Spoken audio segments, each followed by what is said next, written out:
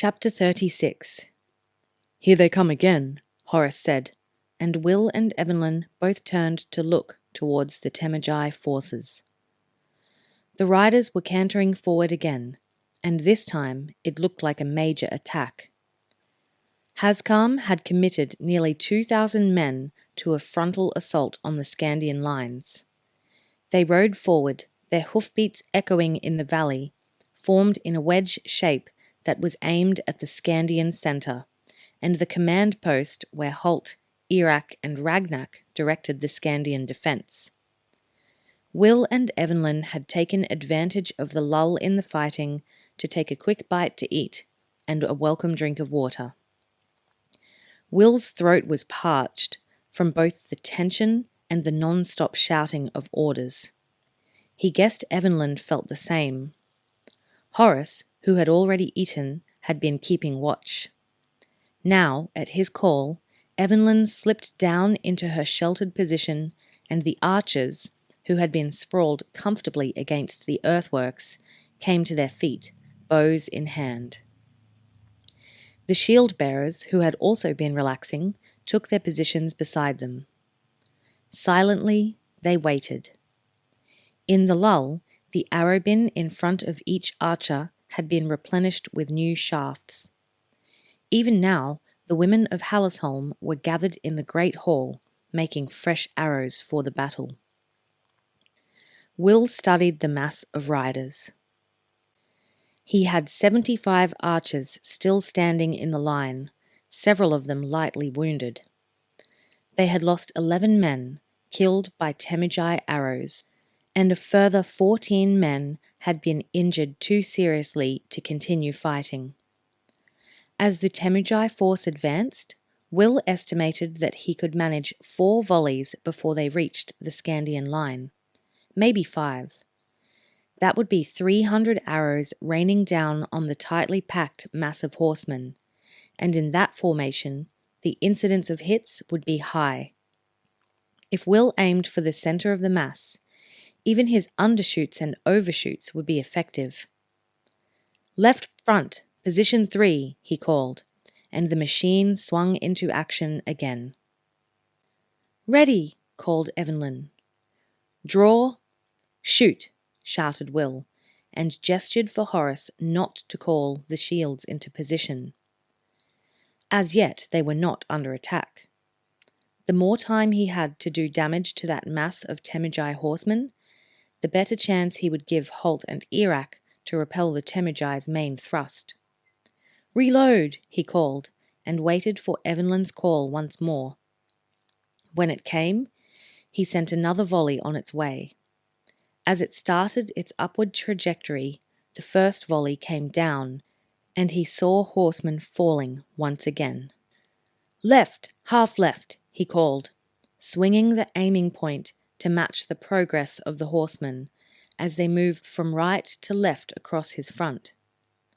He called the elevation again, shortening this time. Then another 75 shafts soared away with that now familiar slithering sound of arrows scraping across bows. Now the horsemen were galloping, and he adjusted the angle once more. "Left, left, position 2, he called. Evanlyn's call told him that the men had reloaded. "Draw, shoot!" And now he heard the first sounds of close combat as the leading ranks of horsemen made contact with the Skandian lines. It would be too risky to try to shoot into the Temujai front ranks now, but he could still interdict the ranks behind them. "Left, half left," he called, and the archers swung their aim point back to the right by 20 degrees. Then suddenly, the air around him was alive with the hissing sound of arrows, and all along the line his archers were falling, some crying out in pain and shock, and others, more ominously, silent. "Shields! Shields!" Horace was yelling, and the shield bearers moved into position, but not before more archers went down. Desperately, Will swung around and saw, for the first time, the smaller group that had moved forward to attack his position while he had been busy engaging the main force.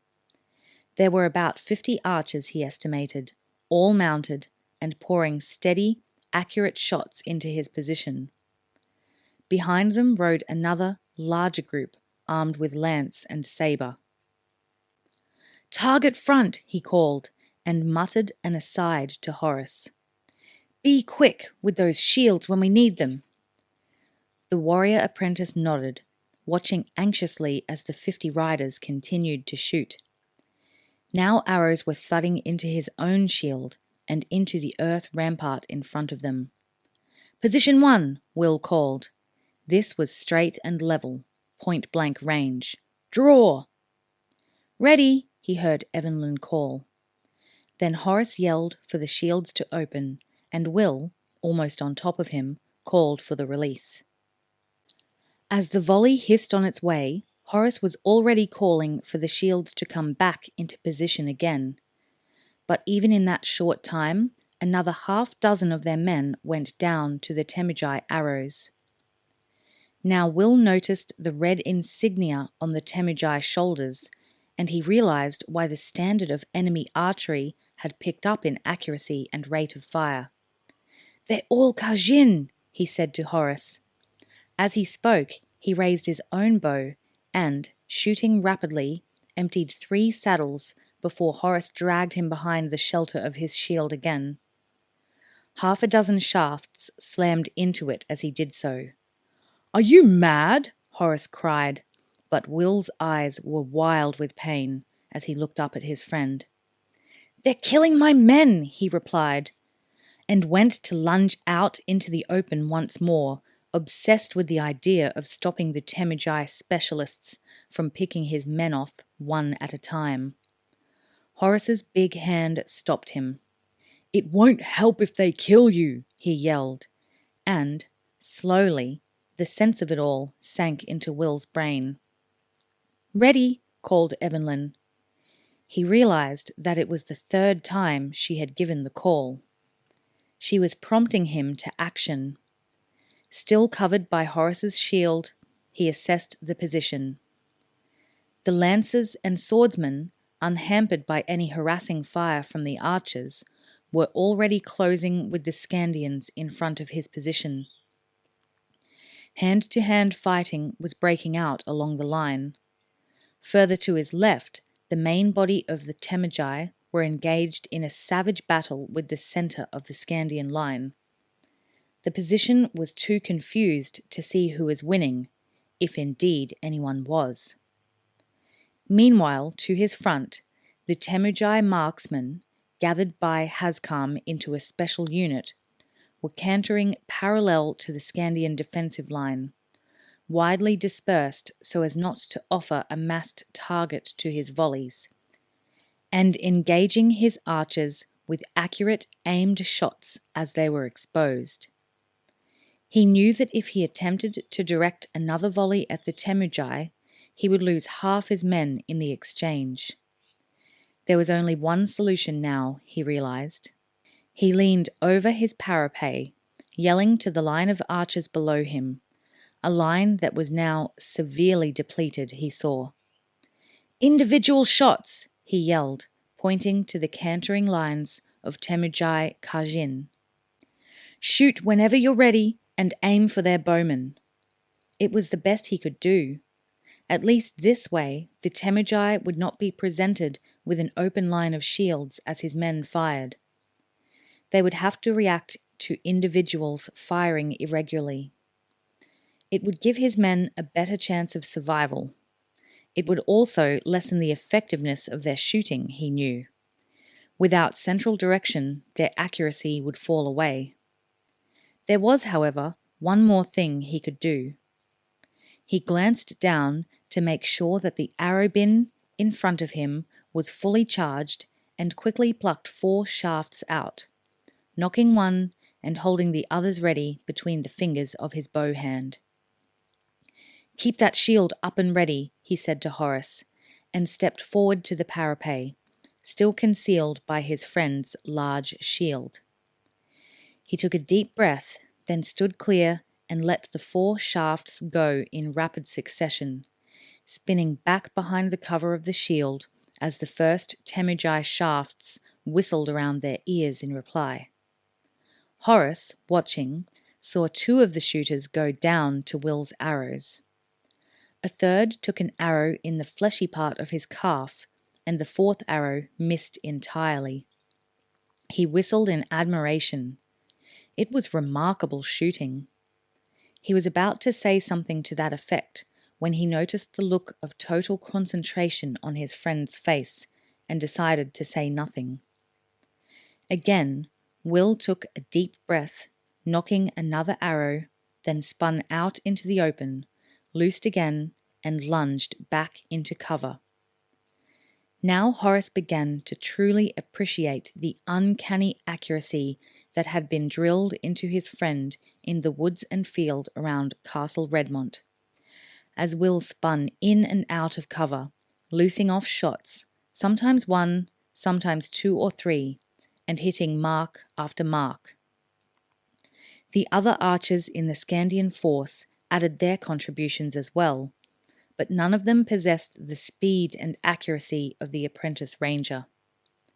And as more of them were struck by counterfire from the patrolling Kajin, the survivors became more and more nervous and arrow-shy, more likely to shoot without aiming than dive back behind cover again. "Change sides," Will ordered him briefly, gesturing for Horace, who had been standing to his left, to step across to the right. Horace shifted the shield to his right arm, and Will ducked below the breastwork's level and moved to Horace's left side. He had been varying his shooting pattern, sometimes shooting just 1 arrow, and at others letting go a rapid volley to keep the Temujai guessing.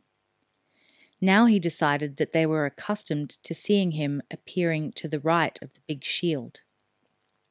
He selected another 4 arrows and stepped to his left, shooting as he came clear.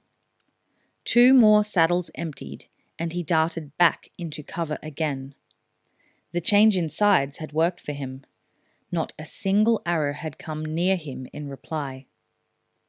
He stepped left again, snapped off another shot, and then, not knowing what instinct prompted him to do it, dropped immediately to his hands and knees behind the earthworks. A vicious hiss split the air directly above him as he did so, and he felt his mouth go dry with fear. Horace, seeing him drop, thought he was hit and went to his knees beside him. "Are you all right?" he asked urgently. Will tried a weak grin, but didn't really think it came off. "I'm fine," he managed to croak around the dryness in his mouth. "Just scared to death is all." They stood again, sheltering behind the shield and feeling the rattle of Temujai arrows against it. Will realized that the pattern had changed once more, and the majority of the Temujai archers were concentrating on his position. It was a chance for his men to release another massed volley, he realized. But if the Temujai saw or heard him preparing them for it, the element of surprise would be lost. "Evanlyn," he called to the girl, sheltering in her covered position below him. She glanced up at him, a question in her eyes, and he continued, "Relay my directions. We'll get in another volley." She waved her hand, indicating that she understood. Unwittingly, as they had concentrated on his position, trying to hit the elusive figure who darted in and out of cover and peppered them with a deadly hail of arrows, the enemy had begun to bunch up. There had been little in the way of effective fire from the other archers for some minutes now, and the Kajin had all moved towards the command position to get a shot at Will. "Front right," he called softly, and heard Evanlyn relay the order. Nothing happened for a moment or so. Then he heard her berating the men below her, shaming them into compliance. Gradually, one after another, they turned to face the direction she had given them. Ready, she called back, and he gave her the elevation, position 1. The bows came up to the horizontal, then steadied. Draw, he said, and heard the order relayed once more. Then, taking a deep breath, he yelled, Shields down! Shoot! And a fraction of a second after, as the volley was still on its way, he heard Horace call, Shields up! Realizing that the attention would be focused for some seconds on the line of archers, Will darted into the clear and poured arrow after arrow into the Temujai ranks. His archer's volley struck home. He had less than 50 men firing now, but still a mass of arrows slammed into the Temujai riders, sending a dozen of them sprawling into the dust. Then another 5 went down under the hail of arrows that Will had let loose before Horace, diving at him, dragged him below the level of the earthworks before the Temujai arrows could find him. A storm of arrows thudded into the earthworks behind them. Horace rolled clear of his friend, dusting the dirt from his knees and elbows. Do you have a death wish? He asked. Will grinned at him. I'm just relying on your judgment, he replied. I can't keep track of everything in my head. They stood behind the shield again and saw that the Kajin, what remained of them, were edging away to longer range. They still fired at the Skandian ranks, but with far less effect than before. Will frowned as he assessed angles and positions, then pointed to the centre of the Skandian line, where the main battle was still raging. We can start shooting volleys again, he told Horace. If the shield bearers shift their shields to their right arms, and our archers stand to their left, they'll be covered from return shots. Horace studied the position and a wide grin broke out on his face. The remaining Kajin were directly to their front now, so that the line of archers could shoot diagonally towards the rear of the main Skandian army without having to move from behind the cover of their shields. Hastily, they called their idea down to Evanlyn, who relayed the directions to the men. The depleted line of archers looked at their young commander and nodded their understanding. Then a thought occurred to him. Evanlyn, he called, and she looked up at him, her eyes questioning. Once we've started, you call the volleys. Keep them at position 3 and just keep them shooting.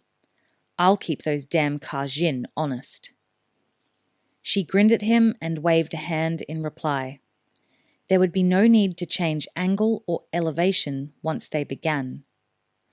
The plunging volleys would be directed at the mass of the Temujai rear ranks.